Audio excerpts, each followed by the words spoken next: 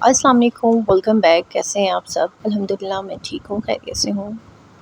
हर कोई ये तो कहता है कि ससुराल में एडजस्ट कर लो, ससुराल में रहो, लेकिन ये कोई क्यों नहीं बताता कि कैसे कैसे वहाँ पे एडजस्ट करना है, कैसे रहना है।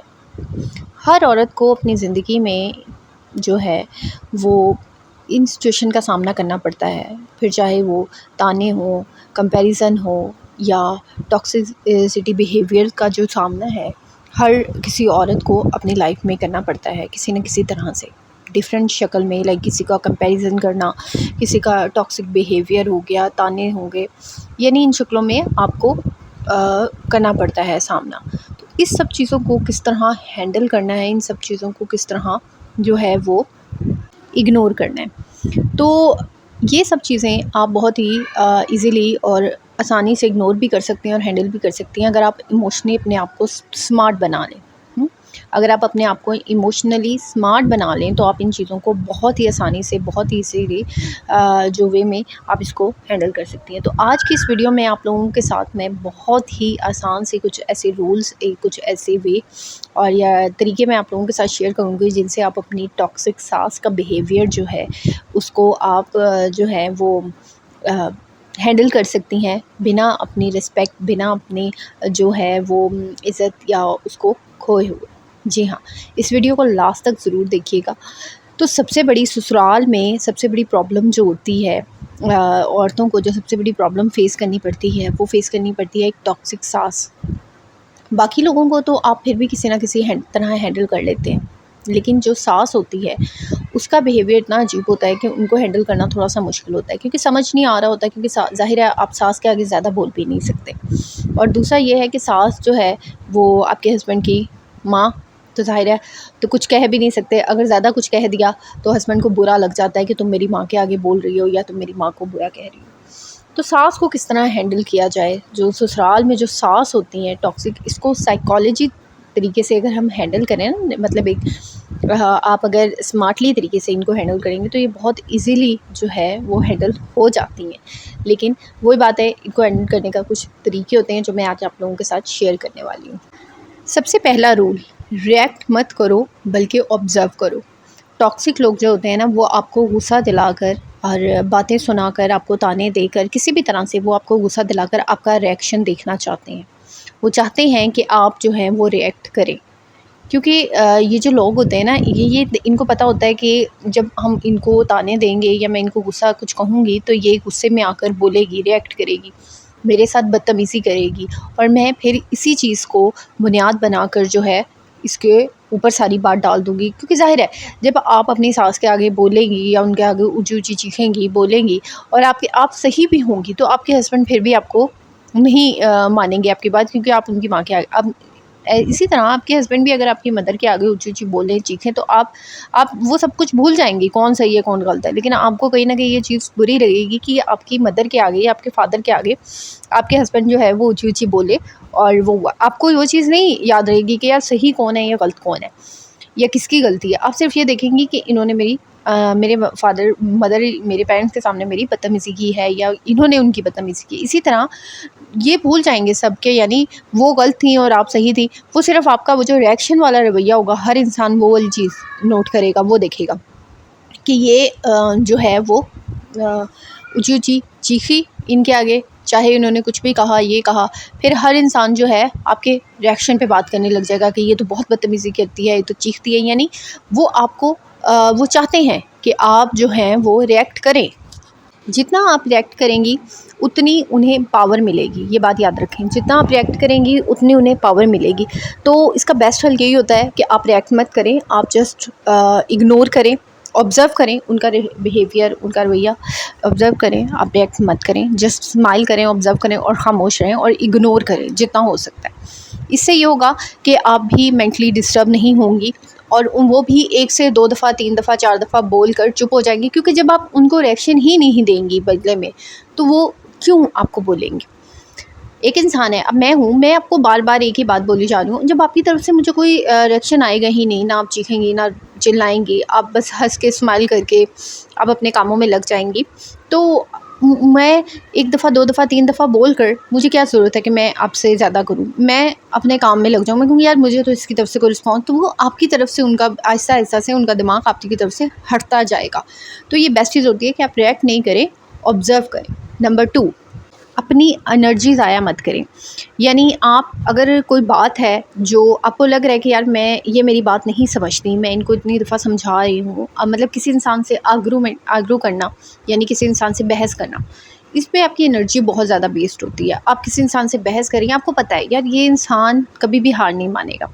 जो इंसान बात को नहीं समझता, जो इंसान यही समझता है कि मैं ही ठीक हूँ, अगला बंदा गलत है, आप उस इंसान से कभी भी जो है वो, मैं ये नहीं कह रही जीत नहीं सकते, लेकिन आप उस इंसान से कभी भी जो है वो मतलब बहस में आपकी एनर्जी वेस्ट होती है। कभी भी आप उस इंसान से जो है वो जीत नहीं सकते। यही कहूँगी मैं आपको कि आप उस इंसान से कभी भी जीत नहीं सकते, क्योंकि उसने कभी भी अपनी गलती माननी ही नहीं है। उसे ये कहना है कि आप गलत हैं। आप जितना उससे आग्रह करेंगी उतनी आपकी एनर्जी वेस्ट होगी।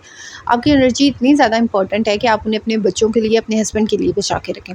अगर आपने बहस ही करनी है तो बंदा अपने बंदे से कर ले, ठीक है? इनसे ना करें। आप अपनी एनर्जी ज़ाया करती हैं, आप बोलती हैं, ज़ाहिरी बात है आपकी मेंटल वो होती है, आप अपनी एनर्जी को बचा कर रखें। ऐसे लोगों से आर्गुमेंट करना जो लोग बात को समझना ही नहीं चाहते, जो लोग कभी भी अपने आप को गलत साबित ही नहीं करते, वो कहते हैं हम सही हैं। जो लोग ये समझते हैं ना कि यार हम तो ठीक हैं, अगला बंदा हमेशा, अब आपकी सास है वो यही समझती है मैं जो कर लूँ, जैसे कर लूँ मैं ठीक हूँ, मैं इसे जो भी कह लूँ मैं ठीक ही कहती हूँ।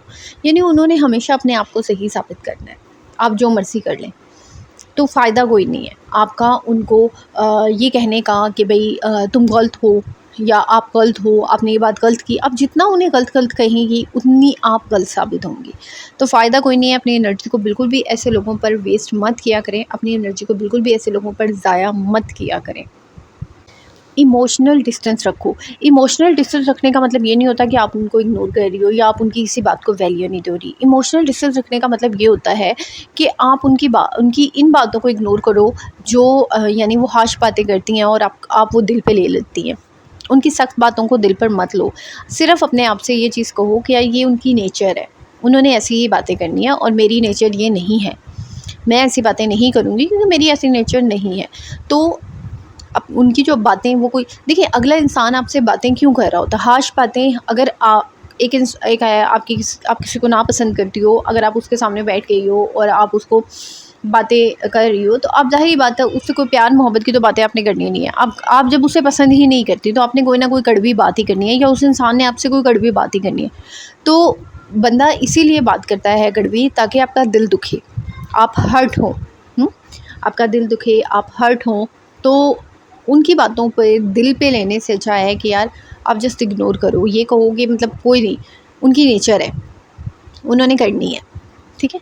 और जब आप उनको ये कहकर जस्ट इनकी इन बातों को दिल पर नहीं लेंगी, इग्नोर करेंगी, तो वो आहिस्ता-आहिस्ता वो भी ख़त्म हो जाएगा। क्योंकि एक इंसान होता है ना, जब उसको अपना जो वो बातें कर रहा होता है, जब उसको पता होता है कि यार देखो इसको तो कोई कुछ हो ही नहीं रहा। अब जैसे उन्होंने आपकी मदर के बारे में कुछ कह दिया, आपकी बहन-भाइयों के बारे में कुछ कह दिया और आप भी उनके सामने बैठकर रोने लगी या आप उनसे बहस करने लगी कि आपने क्यों कहा ये वो बात नहीं आएँगी उनके, बल्कि उनके हाथ आपकी एक वीकनेस लग जाएगी, एक कमज़ोरी लग जाएगी कि अच्छा ठीक है, इस बात पे ये बंदी ट्रिगर होती है, इस बात पे इसको आग लगती है, अब तो मैं यही बात करूँगी। फिर वो ऐसी वो बात पकड़ लेंगी कि वो हर जगह आपकी यही बात करा करेंगी, वो हर जगह यही बात करेंगी, बार-बार आपको ट्रिगर करने के लिए, आपको टेंस करने के लिए, आपको परेशान करने के लिए वो बार-बार यही बात करेंगी। आप जो मर्ज़ी कर लें, उन्होंने यही बात करनी है फिर। जी हाँ, तो इसलिए मैं आपको कहती हूँ कि इमोशनली जो है अपने आप को, अपने इमोशंस को कंट्रोल रखो। लोगों के सामने अपने इमोशंस को कंट्रोल में रखो। ये नहीं है कि आप उनके सामने अपने इमोशंस खोल के बैठ गई हैं कि आपने ये बात की और मैं बहुत हर्ट हुई हूँ, क्यों हर्ट हुई। अगर उनको आपकी हर्ट होने का इतना ही एहसास या ख़्याल होता तो वो कभी भी ये बात ना करती। उन्होंने आपको गुस्सा दिलाना था, वो चाह रही थी ये रोए और ये हर्ट हो, और आपने वही उनके सामने शो चीज़ कर देती हैं, तो फिर आप वीक ज़ाहिर होती हैं। तो इसका बेस्ट हल यही होता है कि आप उनकी इस बातों को दिल पर मत लें, क्योंकि ये उनकी नेचर है, ये उनकी नेचर है, आपकी नहीं। हर चीज़ को एक्सप्लेन करना, कुछ लोगों में, कुछ औरतों में आदत होती है कि अगर कोई बात हो जाती है तो वो हर चीज़ को एक्सप्लेन करने खड़ी हो जाती हैं। हर चीज़ को उन्होंने एक्सप्लेन ही करना होता है। यानी कोई भी बात हो गई है, उन्होंने हर चीज़ को एक्सप्लेन करके बताना होता है कि हाँ भाई ऐसे नहीं हुआ है, तो यानी बहस करना। तो आप जब किसी के आगे बहुत ज़्यादा एक्सप्लेनेशन देना खड़े हो जाती हैं, तो लोगों को आपको कंट्रोल करना बहुत ईजी हो जाता है, ठीक है ना। क्योंकि देखिए, जिस बंदे में जो बंदा बहुत ज़्यादा बातूनी होता है ना, वो बंदे को कंट्रोल करना बहुत ईजी होता है। क्यों? क्योंकि वो बातूनी इतना होता है कि उसे पता नहीं होता, वो बातों बातों में इमोशन में बह कर एक्सप्लेन करते करते वो अपने सारे जज्बात, अपनी सारी वीकनेस निकाल देता है उन बातों में। अब आप ये देखें, जो औरत खामोश रहती है या जो इग्नोर करती है या जो अपने काम से काम रखती है, उसको कंट्रोल करना या उसके बारे में जानना थोड़ा सा मुश्किल होता है कि यार इसकी लाइफ में क्या चल रहा है। लोगों को एक क्यूरियोसिटी होती है कि यार इसकी लाइफ में चल क्या रहा है, इसकी ज़िंदगी में क्या चल रहा है, मतलब क्यों ये तो किसी से बात भी नहीं करती ज़्यादा, ये वो। तो लोगों को होता है। लेकिन जो औरत हर वक्त चबर-चबर करती रहती है या बहुत ज़्यादा एक्सप्लेनेशन देने लग जाती है अपनी कि यार मैं तो ऐसी नहीं हूँ, मैं तो वैसी हूँ, मैं तो ये हूँ, मैं तो वो हूँ, आपको ज़रूरत नहीं है अपनी एक्सप्लेनेशन देने की। तो आप जब लोगों के आगे बहुत ज़्यादा अपनी वजाहतें देने शुरू होते हैं, लोग आपको बहुत ईज़िली फिर कंट्रोल करने लगते हैं। अब इसी तरह अगर सास से बहस करना शुरू हो जाएँगी, सास के आगे बहुत ज़्यादा एक्सप्लेनेशन देने खड़ी हो जाएँगी, अपनी बहुत ज़्यादा सफाइयाँ पेश करना सास के सामने शुरू हो जाएँगी, तो सास को बहुत ज़्यादा ईज़ी हो जाएगा आपको कंट्रोल करना। यानी वो बात-बात पे फिर आपको ट्रिगर करेंगी, आपको टारगेट बनाएँगी वो बात-बात पे, क्योंकि आपने उनके आगे अपनी बहुत सी कमज़ोरियाँ रख चुकी हैं आप। अपना रोना-धोना, अपनी एक्सप्लेनेशन, सास को पता होगा कि यार इस बंदी को टारगेट करती हूँ, ये बंदी सही बहस करती है आगे से, इसको मैं पकड़ती हूँ। तो वो बार-बार चिढ़ कर आपको करेंगी ऐसे कि आप बहस करेंगी, एक्सप्लेन करेंगी और बार-बार जो है आप अपनी वीकनेस उनके हाथों में देती रहेंगी। कुछ चीज़ों में ना ठीक है कह के मूव ऑन किया करें, कुछ चीज़ों को जो है बस ठीक है, ओके, जस्ट ठीक है, ओके कह के मूव ऑन करें। ज़रूरी नहीं है कि आप हर चीज़ को लेकर बैठी रहें, हर बात को लेकर बैठी करें रहें। बातों को जो है जितना हो सकता है इग्नोर करना सीखें, मूव ऑन करना सीखें ज़िंदगी में। कुछ बाउंड्रीज़ होती हैं वो सेट करना सीखें। क्योंकि आप ये देखें कि आपका नेचर नहीं है हर किसी से बहस करना, हर किसी को वजाहतें देना, ये आपका नेचर नहीं है। आप इतना नहीं करती कि आप हर किसी के सामने बातें करें, वजाहतें दें। आपको ज़रूरत नहीं है, आपको पता है आप कैसी हैं। अगर आपको इस बात का 100% यकीन है कि मैं अपनी सास के आगे अपनी सच्चाई खोल के रखूँगी, मैं वजाहतें दूँगी, मैं एक्सप्लेन करूँगी अपनी बातों, और मेरी सास जो है वो मेरी बात मान लेगी और बाद में नेक्स्ट टाइम मेरे साथ ऐसा सलूक नहीं होगा या वो मुझे ऐसा कुछ नहीं कहेगी, तो 100% मैं आपसे खुद कहूँगी आप जाके उनके आगे करें ये बात। लेकिन जब आपको पता है कि यार मेरी सास ने हमेशा ऐसे ही रहना है, इस औरत ने कभी चेंज नहीं होना, देन वाई? क्यों अपनी एनर्जी को वेस्ट करती हैं चीज़ों को एक्सप्लेन करने में, ठीक है? उनको एक्सप्लेन मत करें, जस्ट ठीक है, ओके ठीक है यार, आप ठीक हो, ओके, बस अपना काम करिए, मूव ऑन करो, अपना काम करो, बस बात ख़त्म। आप अपना काम करें, बिज़ी मसरूफ़ रहें। ज़्यादा है उनको स्माइल करके 100 बंदे के पास बहाने होते हैं, ओके मैं बाथरूम जा रही हूँ, कमरे में जा रही हूँ, कोई काम आ गया है, कुछ हो गया, 100 किचन में जाके बंदा काम करने लग जाता है कुछ भी। लेकिन आप वक्ती तौर पे उनके सामने से हट जाएँ, आपको ज़रूरत ही नहीं है।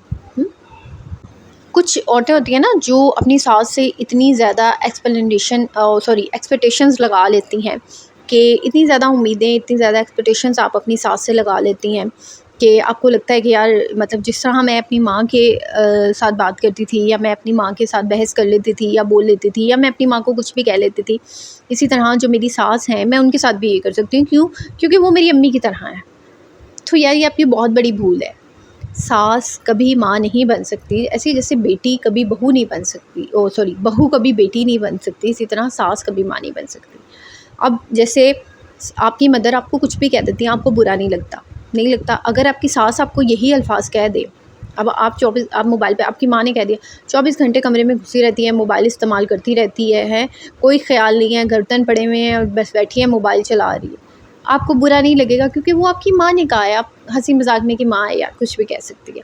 यही बात अगर सास कह दे, आपको बुरा लगेगा कि सास ने क्यों ये बात कह दी, लगेगा ना बुरा। तो इसी तरह जैसे बहू कभी बेटी वाले जज्बात नहीं हो सकते बहू के अंदर, इसी तरह सास भी कभी माँ नहीं बन सकती। वो अपने बच्चों की ही माँ है, आपकी माँ नहीं है वो। तो इसी तरह जो है ना, आप उनको ये मत समझें कि वो माँ है, इतनी एक्सपेक्टेशन मत लगाएं। स्पेशली टॉक्सिक लोगों से तो बिल्कुल भी एक्सपेक्टेशंस नहीं लगानी चाहिए। जब आप टॉक्सिक लोगों से बहुत ज़्यादा एक्सपेक्टेशंस लगाते हैं और फिर हमेशा टॉक्सिक लोग जो है आपको वो करते हैं, आपकी एक्सपेक्टेशंस को रोन देते हैं और बिल्कुल पूरा नहीं उतरते उस पर, तो आपको बड़ी तकलीफ़ होती है। तो टॉक्सिक लोगों से तो कभी कभी कभी भी मैं कहती हूँ एक्सपेक्टेशंस नहीं लगानी चाहिए, बल्कि मैं कहती हूँ इंसान से लगानी ही नहीं चाहिए यार। उम्मीदें सिर्फ अल्लाह ताला से लगाओ। इंसान से उम्मीदें लगानी, कितना मर्ज़ी अच्छा इंसान हो, जैसा मर्ज़ी अच्छा हो, इंसान से कभी भी उम्मीदें मत लगाओ आप। इंसान से बिल्कुल भी उम्मीदें मत लगाओ। मैं कहती हूँ सिर्फ़ अल्लाह ताला से लगाओ। अल्लाह ताला से उम्मीद लगाओ, इंसान से मत लगाओ। तो एक्सपेक्टेशंस तो बिल्कुल मत लगाएँ, स्पेशली अपनी सास से और लॉस से। सास से या कोई भी है, नंद है, सास है, इन लॉस में से तो किसी से भी मत लगाओ यार। अच्छा करके आपको ये लगेगा कि आपको उसके बदले में कुछ अच्छा मिलेगा, तो ये भूल जाओ आप, ठीक है? आपने किया ओके दैट्स इट, ठीक है, कर दिया काम। आप बदले में उनसे अच्छी उम्मीद मत रखें। अपनी खुशी को ना उनके बिहेवियर पे मत रखो।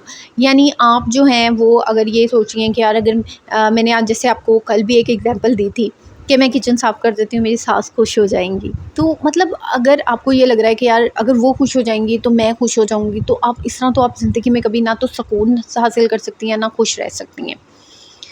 तो कभी भी ये मत सोच के कोई काम करो घर का कि यार मेरी सास खुश हो जाएंगी। अगर उन्होंने आपसे खुश होना है ना, तो वो बिना काम के भी खुश हो जाएँगी। उनको ये मत सोचो कि मैं ये काम करूँगी या मैं ये खाना बनाऊँगी, मेरी सास खुश हो जाएँगी। मैं सास के लिए चाय बना देती हूँ और वो इतनी खुश हो जाएँगी, हालाँकि उन्होंने माँगी भी नहीं है। तो आपको मैं कहती हूँ ज़रूरत से ज़्यादा अच्छा मत बनो। क्यों बनते हो? क्यों बनते हो अच्छा?